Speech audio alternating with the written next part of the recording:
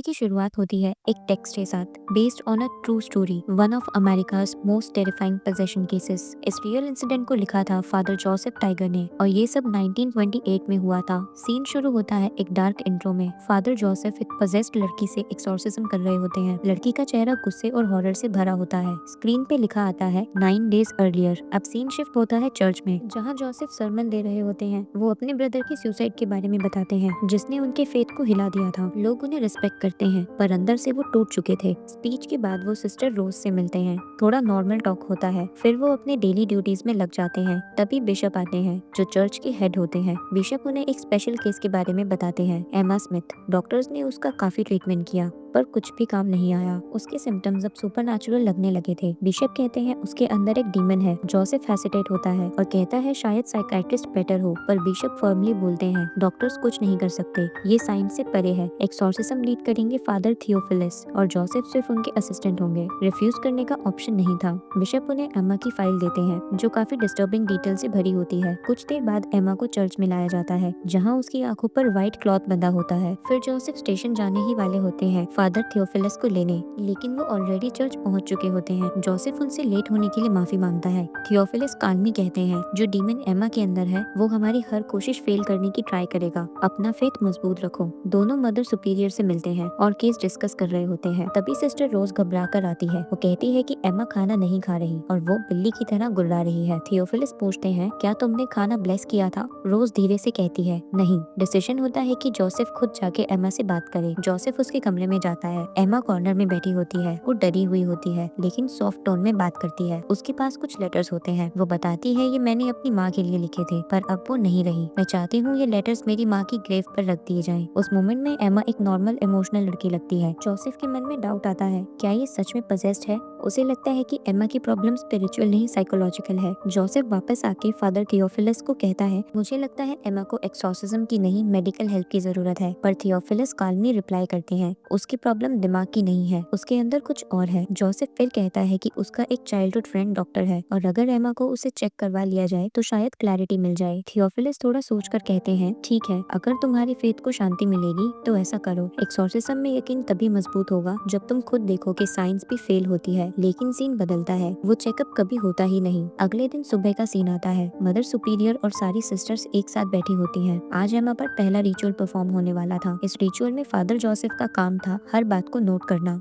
चाहे demon Latin में बोले या किसी और लैंग्वेज में। हर वर्ड को रिकॉर्ड करना जरूरी था। रिचुअल स्टार्ट होता है और जैसे जैसे प्रेयर्स तेज होती है, एमा के अंदर का डीमन चिल्लाने लगता है। उसके चेहरे पे पेन और गुस्सा क्लियरली दिख रहा होता है। एमा अपनी गर्दन को अननेचुरल तरीके से मोड़ देती है और एकदम से बेहोश हो जाती है और रिचुअल तुरंत रोक दिया जाता है। फादर जोसेफ शॉक हो जाता है। उसके मन में अब ये कंफ्यूजन चल रहा था कि क्या एमा को डॉक्टर के पास ले जाना चाहिए या नहीं। अगली सुबह जोसेफ चर्च के बाहर आता है। दूर से वो फादर थियोफिलस को एमा से कामली बात करते हुए देखता है। अब रात होती है और सेकंड रिचुअल स्टार्ट होता है। रूम में मदर सुपीरियर, सिस्टर रोज और दूसरी सिस्टर प्रेयर्स कर रही होती हैं। थियोफिलस फुल फोकस में एक्सॉर्सिज्म कंटिन्यू करता है, पर तभी एमा वायलेंट हो जाती है। उसकी आंखें चेंज होने लगती हैं। वो थियोफिलस को एक क्रीपी स्माइल के साथ घूरने लगती है। थियोफिलस प्रेयर्स बोलते रहते हैं और तभी एमा अपना टारगेट चेंज करती है। अब वो फादर जोसेफ पर फोकस करती है। वो उसके पास आके उसका हाथ पकड़ लेती है और उसे सिड्यूस करने की कोशिश करती है। जोसेफ उसे दूर हटा देता है। तभी एमा अपनी अग्रेशन सिस्टर रोज पर निकालती है। वो उसके बालों को पकड़कर उसे उठा लेती है। वो सब रोज को बचाने लगते हैं और रिचुअल फिर से रोकना पड़ता है। इस बार जोसेफ के अंदर कुछ बदल जाता है। रोज को चोट लगने के बाद वो क्लियरली डिस्टर्ब था। रात को वो फादर थियोफिलस के पास जाता है और कहता है अब किसी और को इस रिचुअल में इंक्लूड नहीं करेंगे, ये बहुत डेंजरस हो गया है। थियोफिलस समझाता है कि जोसेफ इमोशनली अफेक्टेड है। वो कहता है अगर सिस्टर रोज नहीं आ सकती तो हमें किसी और की जरूरत पड़ेगी। जोसेफ बिना जवाब दिए वहाँ से चला जाता है। नेक्स्ट मॉर्निंग जोसेफ सिस्टर रोज के कमरे में जाता है। उसके सर पर सॉफ्ट बैंडेज होती है। वो मुस्कुराने की कोशिश करती है और कहती है मैं अब ठीक हूँ, पर अगले ही पल उसके एक्सप्रेशंस बदल जाते हैं। वो गिल्ट से भरी होती है। वो धीरे से कहती है फादर मुझे पता था एमा कंट्रोल में नहीं थी, पर मुझे उसके लिए गुस्सा आया। मुझे ऐसा नहीं करना चाहिए था। एक पल के लिए लगा शायद गॉड एमा को पनिश कर रहे हैं या मुझे। फादर जोसेफ जेंटली कहता है सिस्टर तुम्हारी कोई गलती नहीं, सिर्फ अपना फेथ स्ट्रॉन्ग रखो। वो उसके लिए प्रेयर्स पढ़ता है और क्वाइटली वहाँ से चला जाता है। अब आता है थर्ड रिचुअल। रोज रोज की जगह एक नई सिस्टर होती है जो एमा को देखकर शॉक हो जाती है। दूसरी नन उसका हाथ पकड़कर कहती है, हिम्मत रखो, हम सब यहाँ गॉड के नाम पर हैं। जोसेफ और थियोफिलस ने एमा को बेड से बांध दिया होता है ताकि वो किसी को चोट ना पहुंचा सके। थियोफिलस प्रेयर स्टार्ट करते हैं। तुरंत ही एमा वायलेंट हो जाती है। उसकी बॉडी अनकंट्रोलेबली शेक करने लगती है। सिस्टर उसे संभालने की कोशिश करती है पर उसकी आंखें सफेद पड़ जाती है। रूम में रखी चेयर्स हिलने लगती है। तभी एमा के अंदर का डीमन चिल्लाता है। वो कहता है, तुम सब पापी हो। थियोफिलस रिचुअल तुरंत रोक देता है। बाद में जोसेफ पूछता है, ये क्या था फादर? थियोफिलस काल्मली बोलता है, वो एमा नहीं थी, वो उसके अंदर का शैतान था। रात होती है। जोसेफ को अपने कमरे में अजीब आवाजें सुनाई देती हैं, पर कुछ नजर नहीं आता। अगले दिन भी उसके मन में वही डर रहता है। हर जगह उसे एमा की झलक दिखाई देती है। अब आता है फोर्थ रिचुअल का दिन। सबके चेहरे पे टेंशन होती है। सिस्टर रोजरी पकड़कर प्रेयर्स कर रही होती है। जैसे ही थियोफिलस रिचुअल शुरू करता है, कमरा साइलेंट हो जाता है और फिर एमा वायलेंट हो जाती है। वो उल्टी करती है और डीमन क्रीपी आवाज में बोलता है, पहले वो चैपलेट नीचे रखो। थियोफिलस कामली बोलता है, यहाँ कोई चैपलेट नहीं। पर तभी सिस्टर के हाथ से चैपलेट गिर जाता है। रूम का टेम्परेचर ठंडा हो जाता है।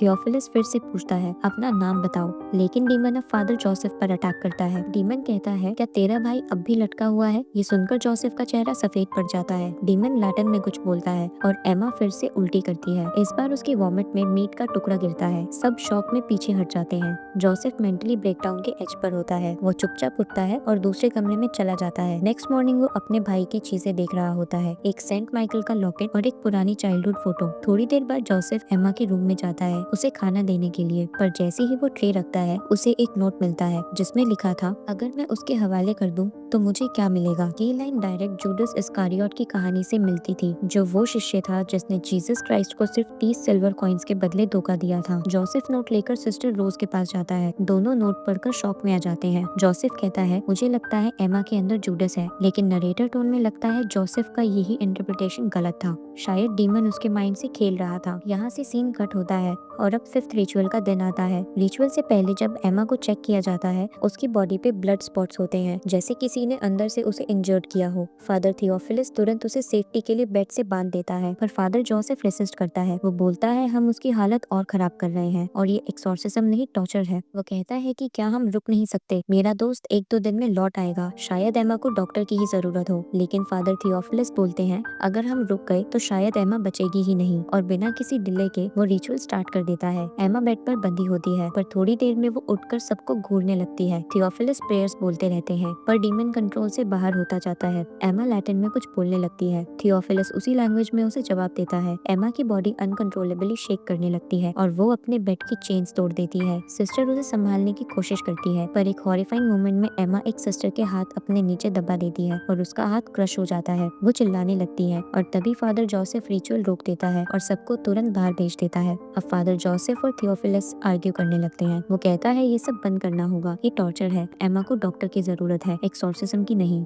थियोफिलस कहता है, तुम्हारा फेथ कमजोर पड़ गया है, लेकिन जोसेफ अपनी बात पर अड़ जाता है। तब थियोफिलस उससे शांत करते हुए बोलता है कि मैं तुम्हें कुछ बताता हूँ। थियोफिलस बताते हैं कि पहली बार जब एमा पोसेस्ड हुई थी तब वो बिल्कुल यंग थी और उसकी माँ ने हेल्प के लिए मुझे बुलाया था। उस वक्त मैं एक नया एक्सॉर्सिस्ट था और मुझे कोई एक्सपीरियंस नहीं था। वो कहता है, मुझे पता था कि उसके अंदर कुछ है, पर मैं कुछ नहीं कर पाया, मुझे उसे छोड़ना पड़ा। उन्होंने एमा को डॉक्टर्स के हवाले कर दिया और कुछ टाइम बाद एमा ने लेटर्स लिखने स्टार्ट किए जिसमें वो बताती थी कि वो ठीक है और रिकवर कर रही है। थियोफिलस के लिए वो एक रिलीफ था। वो कहता है कि मुझे नहीं पता था कि वो डीमन उसके अंदर अब भी जिंदा थे, वो सिर्फ मौके का इंतजार कर रहे थे। फिर थियोफिलस बताता है, जब एमा की माँ मर गई थी तब वो अंदर से टूट गई और डीमन ने उसकी बॉडी पर पूरा कब्जा कर लिया। ये हमेशा ऐसे ही होता है, जब इंसान वीक पड़ता है वो उनका शिकार बन जाता है। जोसेफ पूछता है, उन्होंने एमा को ही क्यों चुना? थियोफिलस कहता है, क्योंकि वो सेंसिटिव थी, इमोशनली और स्पिरिचुअली। ऐसे लोग डीमंस के लिए इजी टारगेट होते हैं। इन सब बातों के बाद थियोफिलस कहता है कि हमें रिचुअल जारी रखना होगा,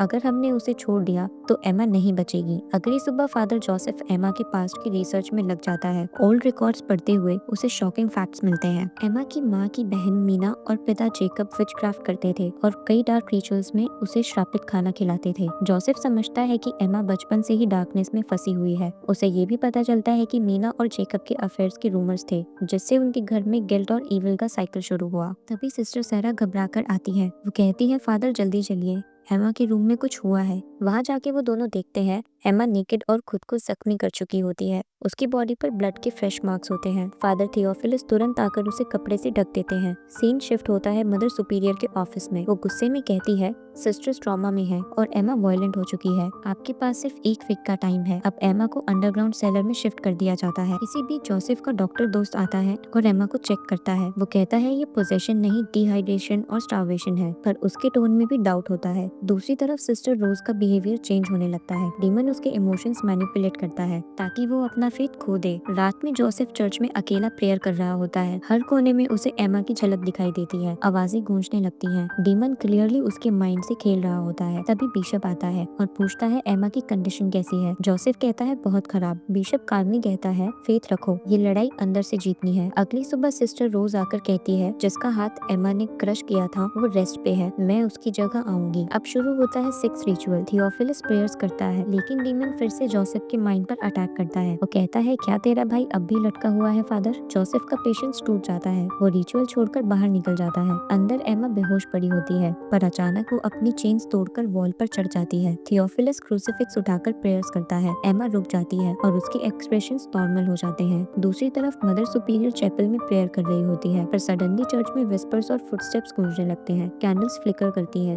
और क्रॉस हिलने लगता है। वहीं अपने रूम में फादर थियोफिलस बाइबल पढ़ रहे होते हैं। तभी एक डेमोनिक शैडो उनके सामने आकर लैटिन में बोलती है। थियोफिलस समझ जाता है ये उसके फेथ को तोड़ने की ट्रिक है। दूसरी तरफ सिस्टर रोज मिरर के सामने खड़ी होती है। वो अपने रिफ्लेक्शन को घूरती है। धीरे धीरे उसकी आंखें बदल जाती हैं और मिरर क्रैक होने लगता है। तभी एक सिस्टर उसे रोक लेती है और रोज होश में आ जाती है। उधर जोसेफ अपने ब्रदर के थॉट्स में गुम होता है। तभी उसे रूम में एमा दिखाई देती है। उसके हाथ में स्ट्रेंज सेंसेशन होती है जैसे स्किन के अंदर कुछ लिक्विड फ्लो कर रहा हो। पेन में वो अपना हाथ काटने की कोशिश करता है पर ये सब डीमन का प्लान था उनके फेथ को कमजोर करने के लिए। अगली मॉर्निंग जोसेफ डिस्टर्ब हालत में थियोफिलस के पास आता है। वो उसे सब कुछ बताता है। वो कन्फेस करता है कि उसके ब्रदर माइकल ने सुसाइड किया था और वो उसे बचा नहीं पाया। थियोफिलस कहता है डीमन वही दर्द छेड़ता है जिसे तुम टूट जाओ, लेकिन फेथ मजबूत हो तो वो जीत नहीं सकता। वो अपना भी पास शेयर करता है। उसने अपनी सिस्टर को खोया था पर फेथ ने उसे संभाला। थियोफिलस कहता है कि मैं, तुम, रोज, मदर सुपीरियर, हम सब वॉरियर्स हैं सेंट माइकल की तरह। कोई भी एमा का केस लेने को रेडी नहीं था पर हम आए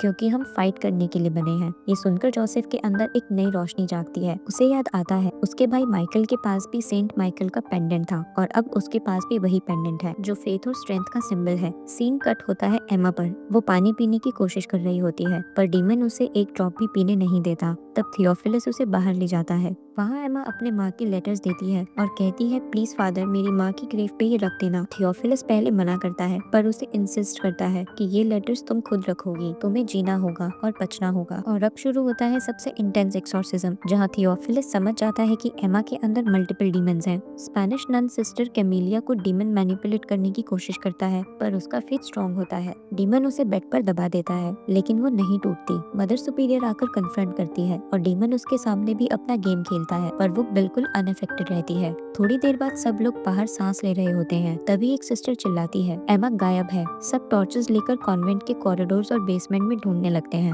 इसी बीच थियोफिलस के सामने डीमन फिर से अपीयर होता है। दूसरी तरफ जोसेफ को एमा जमीन पर बेहोश मिलती है। थियोफिलस पहुंचता है पर तब तक एमा की सांसें बंद हो चुकी होती हैं। वो उसके बैक पर जोर से टैप करता है और एमा के मुंह से ब्लैक स्टिकी सब्सटेंस निकलता है। थोड़ी देर बाद उसकी सांसें लौट आती हैं पर आंखों में अब भी डेमोनिक ग्लो था। रिचुअल फिर से शुरू होता है। अब पता चलता है कि एमा के अंदर सिर्फ डीमंस नहीं बल्कि उसके फादर जेकब और आंटी मीना की रेस्टलेस स्पिरिट्स भी हैं। डीमंस के नाम है जूडस, एस्मोडियस, सैटन, लेविएटन और बील्सबग। पूरा कॉन्वेंट हिलने लगता है। वॉल्स क्रैक होती हैं, लाइट्स ब्लिंक करती हैं। एक्सोर्सिज्म फेल होने के कगार पर था। तभी जोसेफ के हाथ में बाइबल खुलकर सेंट माइकल के पेज पर रुक जाती है। वो समझ जाता है कि ये गॉड का सिग्नल है। जोसेफ सेंट माइकल के नाम पर रिचुअल कंटिन्यू करता है। एमा चीखने लगती है। फिर धीरे धीरे सब काम हो जाता है। डीमंस फाइनली छोड़कर चले जाते हैं। थियोफिलस घुटनों पर गिर के रो पड़ता है। ये उनकी सबसे बड़ी विक्ट्री थी। एंड नरेशन में बताया जाता है कि ये स्टोरी रियल लाइफ एमा स्मिथ डेमन्स पर बेस्ड है, जिसे उसकी आंटी मीना और फादर जेकब ने ब्लैक मैजिक से कर्स किया था। 1928 लोवा के कॉन्वेंट में फादर थियोफिलिस ने उसका 23 डेज तक एक्सॉर्सिज्म किया, जिसमें एमा लेविटेट करती थी, अननोन लैंग्वेजेस में बोलती थी और मल्टीपल वॉइसेस में चिल्लाती थी। आखिर में डीमंस उसके अंदर से निकल गए। एमा ने जिंदगी भर अपने दर्द के साथ जीवन बिताया और फादर थियोफिलिस और जोसेफ बने रहे फेथ के वॉरियर्स, सेंट माइकल की तरह, जिनका बिलीफ कभी खत्म नहीं हुआ। और इसी के साथ मूवी यहीं एंड होती है।